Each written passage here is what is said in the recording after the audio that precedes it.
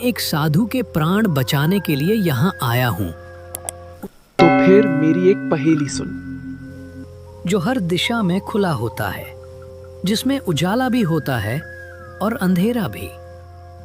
न कोई दीवार न दरवाजा। गांव की धूल भरी गलियों को भोर की पहली किरणों ने फीके सुनहरे रंगों से रंग दिया। गांव के किनारे एक छोटी जर्जर झोपड़ी में सोहन ने अपना पुराना चमड़े का औजारों का थैला कंधे पर टांगा। हथौड़ों की परिचित झनझनाहट आज सामान्य से भारी लग रही थी। उसकी पत्नी शारदा दरवाजे पर खड़ी थी।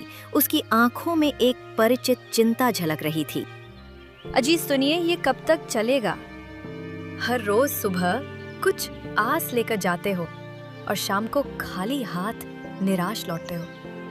क्या तुम्हें नहीं लगता कि पूरे गांव में हमारी हालत सबसे बुरी है? सोहन ने एक गहरी सांस भरी। उसकी नजरें जमीन पर टिक गईं। उसके कंधे झुके हुए थे, जैसे अदृश्य पत्थरों का बोझ उठाए हुए हों। क्या करूं शारदा, तुम ही बताओ। मेरी किस्मत ही फूटी हुई है। जब भी हालात सुधरने लगते हैं, कुछ न कुछ ऐसा हो जाता है कि सब कुछ बिखर जाता है।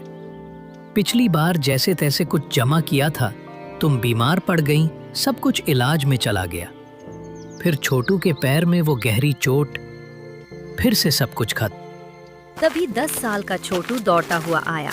उसकी मासूम आंखों में भूख थी, पर मुंह से कुछ कहने की हिम्मत नहीं हो रही थी। आखिरकार वो बोला, पिताजी, कई दिनों से मन कर रहा है अच्छा खाना खाने का। हमारे घर में पड़ोस जैसे पकवान क्यों नहीं बनते? चिंता मत कर बेटा, हमारे दिन भी जरूर बदलेंगे। एक वक्त आएगा जब हम लोग सबसे अच्छे पकवान बनाएंगे। फिर तू जो चाहेगा वही खाएगा। पर पिताजी, जब पड़ोस की दीदी के घर से पकवानों की खुशबू आती है ना, तो मैं खिंचा चला जाता हूँ। एक दिन तो चला भी गया था, पर उन्होंने मुझे देखते ही खाना छुपा लिया। कहा, यहाँ मत आ, भाग जा यहाँ से। तो मैं वापस आ गया। ये सुनकर शारदा की आंखों से आंसू बहने लगे। उसका दिल जैसे किसी ने मसल दिया हो। सोहन ने कुछ नहीं कहा, चुपचाप अपने औजार उठाए और गांव के चौराहे पर स्थित अपनी लुहार की दुकान की ओर चल पड़ा। तुलसी पहाड़ी गांव का चौराहा धीरे धीरे जीवंत हो रहा था, पर सोहन की दुकान के सामने सन्नाटा पसरा था। उसने भट्ठी सुलगाई। जैसे ही उसने हथौड़ा उठाया, उसे लगा कि उसकी भुजाओं में पहले जैसी ताकत नहीं रही। उसके हाथों की चमड़ी मोटी और सख्त हो चुकी थी, पर आज वे भी थकान से झंझना रहे थे। हे भगवान, और कितनी परीक्षाएं लोगे?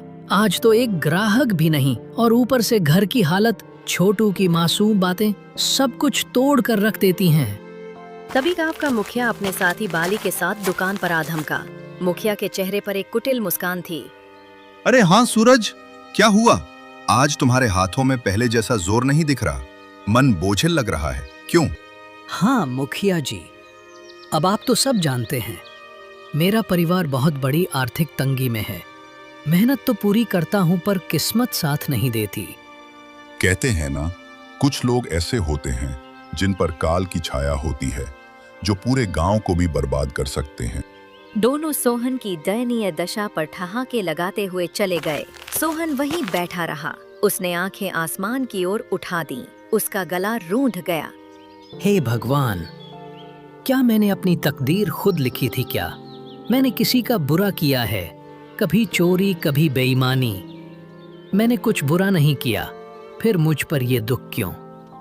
उसके हाथ से हथौड़ा छूटकर जमीन पर गिर गया। उसका हौसला आज भट्टी से पहले ही ठंडा पड़ चुका था। वह थका मांदा घर लौटा। उसका चेहरा उदास था। शारदा ने उसे देख लिया। अरे क्या हुआ? आज तुम्हारा चेहरा इतना मुरझाया क्यों है? कुछ तो बोलो। अब तो सारे गांव वाले भी मेरी बुरी किस्मत का मजाक उड़ाने लगे हैं शारदा। आज तो दुकान पर एक भी ग्राहक नहीं आया, और ऊपर से मुखिया और बाली, वो दोनों मेरी किस्मत पर हंसते हुए चले गए। शारदा चुप हो गई। उसकी आंखें भर आईं। फिर उसने कोमल स्वर में कहा, सुबह जब तुम जा रहे थे, तब मैं भी तुमसे कुछ कह रही थी। इसमें गलती मेरी भी है। मैं कभी तुम्हारे दुख को पूरी तरह समझ नहीं पाई। फिक्र मत करो, भगवान सब ठीक करेगा। अगली सुबह सोहन उठा तो घर में खाने के लिए कुछ नहीं था। शारदा ने हिम्मत बटोरी। अजी सुनिए, गांव की दुकान से कुछ सामान उधार ही ले आओ, शायद सेठ जी तुम्हें कुछ दे दे।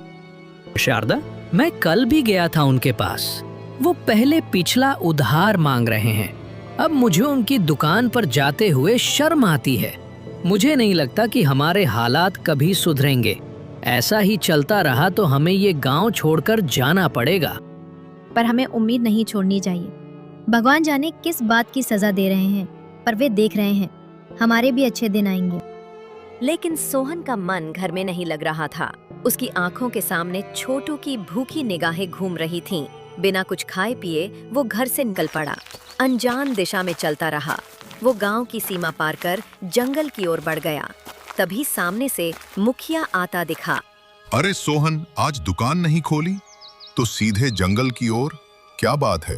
अब लोहार से लकड़हारा बनने का इरादा है क्या? सोहन ने कोई जवाब नहीं दिया। वह पहले से ही उदास था। उसके पास शब्द नहीं थे। चलो अच्छा है, लकड़हारे भी बुरे नहीं होते। कम से कम जंगल में कोई तुम्हारी किस्मत का मजाक तो नहीं उड़ाएगा ना। सोहन बिना कुछ बोले जंगल की गहराई में चलता गया। घने पेड़ों की छाया में उसकी थकान चरम पर थी। उसके पैरों ने जवाब दे दिया। वो एक विशाल बरगद के पेड़ की घनी छाया में बैठ गया और आसमान की ओर देखने लगा। मैं मर्द हूं ना, इसलिए किसी के सामने रो नहीं सकता। अगर शारदा और छोटू मुझे रोते देख लेते तो उनका हौसला टूट जाता। इसीलिए मुझे जंगल आना पड़ा। हे भगवान, तू मेरी कितनी परीक्षा लेगा? वो आसमान की ओर देखता रहा। तभी अचानक उसके कानों में किसी के कराहने की आवाज आई। सोहन तुरंत उठा। उसने इधर उधर देखा। कुछ दूर पर एक योगीराज जमीन पर गिरे पड़े थे। सोहन तेजी से उनके पास दौड़ा। सोहन, साधु महाराज, आपको क्या हुआ? आप ऐसे क्यों पड़े हैं? बेटा, मैं सूर्यगढ़ की ओर जा रहा था। रास्ते में पैर में जोरदार मोच आ गई। मैं गिर पड़ा और तभी से इस सुनसान जंगल में पड़ा हूं। कई दिन हो गए, कोई इंसान नहीं दिखा। मुझे बहुत प्यास लगी है, गला सूख रहा है। अगर जल्दी पानी न मिला तो? परंतु महाराज, यहाँ तो दूर दूर तक कोई तालाब दिखाई नहीं दे रहा।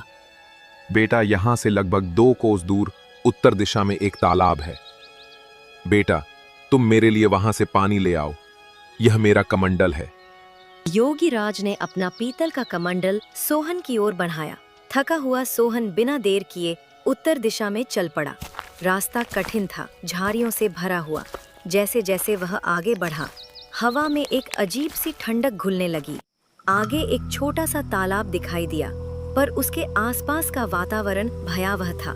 अचानक तालाब के पानी से धुआं उठा और एक डरावनी मायाविनी प्रकट हो गई। उसका रूप विकराल था। वो, तेरी हिम्मत कैसे हुई इस तालाब का पानी लेने की? क्या तुझे नहीं पता कि इस तालाब से कोई जल नहीं ले सकता? मुझे सच में नहीं पता था कि ये तालाब आपका है। मुझे माफ कर दो। मैंने कोई अपमान नहीं किया, पर मैं एक साधु के प्राण बचाने के लिए यहाँ आया हूँ। उनकी प्यास और मेरी मौत का डर। मैं जल लिए बिना नहीं जाऊंगा। मैंने वचन दिया है और अपना वचन नहीं तोड़ूंगा। तो फिर मेरी एक पहेली सुन। एक घर ऐसा जो हर दिशा में खुला हो, जिसके अंदर उजाला हो पर ना कोई खिड़की हो, ना दरवाजा, ना दीवार हो, ना जमीन, फिर भी सब कुछ उसमें समाया हो। बता कौन है वो? सोहन ने कुछ पल के लिए आंखें मूंद ली। उसकी सांसें तेज हो गईं, मानो दिल में तूफान चल रहा हो। फिर उसने आंखें खोली। उसके चेहरे पर एक अद्भुत शांति थी। वो है मनुष्य का मन, जो हर दिशा में खुला होता है, जिसमें उजाला भी होता है और अंधेरा भी। न कोई दीवार, न दरवाजा, फिर भी उसमें पूरा संसार समा जाता है।